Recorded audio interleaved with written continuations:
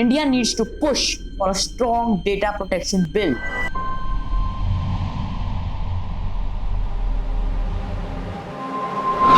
Government has banned 59 apps in India.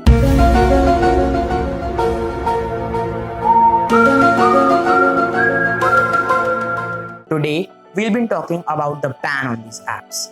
Is this going to be a permanent ban, or is it just a patriotic sentiment?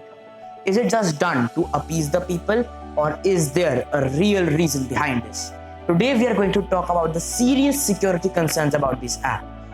What type of content is there on these apps? Is it good or is it bad? What kind of social message its content gives? We are not going there. We will share some of the facts with you. Then you can decide whether banning these apps is right or wrong.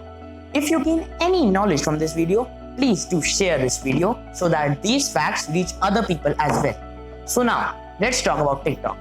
Where is TikTok's user data stored? Since 2018, the questions are being raised on TikTok's data storage policy. In response to the data storage concern, TikTok's parent company, ByteDance, ensured that they will keep all the data locally in India. Now, this is almost an year-old announcement, and still, all our data is stored outside India. So how can one rely on the words of these Chinese apps? Another question is, what is the difference between Chinese app and other apps? Why are only Chinese apps getting banned? To understand this, let's go back to the year 2017.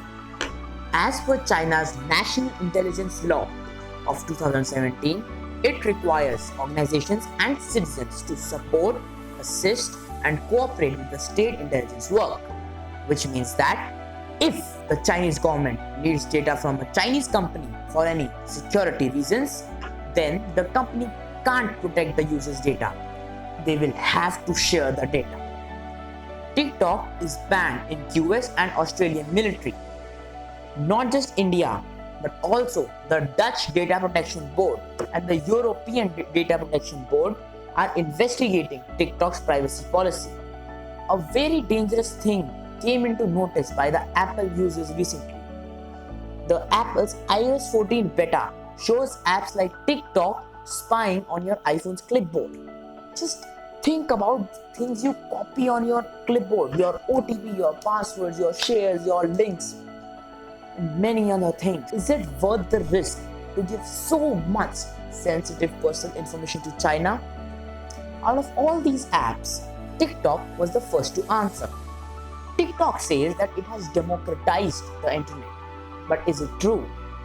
Democracy gives you freedom, democracy gives you choice, democracy is controlled by the people.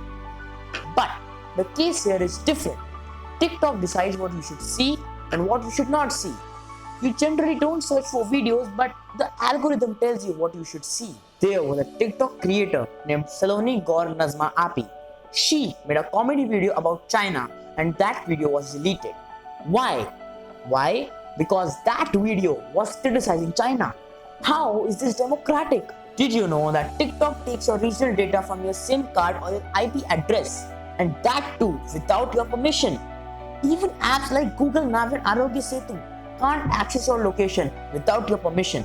How is this democratic? Chinese companies have connections to the Chinese Communist Party, mixing politics and business. How is this democratic? On the face of it, this is a creator's app, but it is actually completely controlled by algorithm. This isn't democracy. This is the textbook definition of dictatorship. But TikTok is not the only app with problems. Who doesn't like to save money? We all love discounts, but in the name of discounts, what if the company doesn't pay any tax? We are talking about Shine and Club Factory. Some people believe that this app ban will not make any difference. So, let's talk numbers. TikTok and UC browser have 12 crore. Yes, you heard me right. 12 crore active users in India. ShareIt has even more, 20 crore. When TikTok was briefly banned in India in 2018, then at that time, China suffered a loss. That's a substantial amount. Now, the most important question, is this ban permanent? The answer is we can't comment right now. If data privacy is the only reason of this ban, then the data localization issues raised 1 year back will magically be solved in the next few weeks. The apps which have so much money and power to delete millions of one-star reviews to improve their ratings will leave no stone unturned to get them back on track. But China's law, the one that got Huawei banned in the US, this law will not get changed. Nobody, literally nobody, will take action against this. Now, we want to suggest a solution from our side. For a foreign company to operate in China, they need to enter into a joint venture with a local company, and the same law should apply in India as well. Let me give you an example.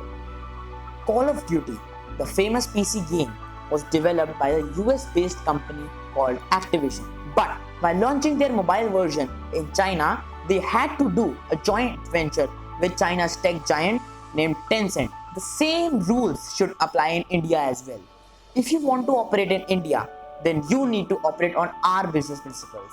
You need to partner with a local tech company. You'll have to keep all your data in India, and most importantly, you need to prove that your loyalties don't lie with China, but with your customers. And India needs to push for a strong data protection bill. Banning these apps should be the first step of our strategy and not the end. So let's reduce our dependency on China.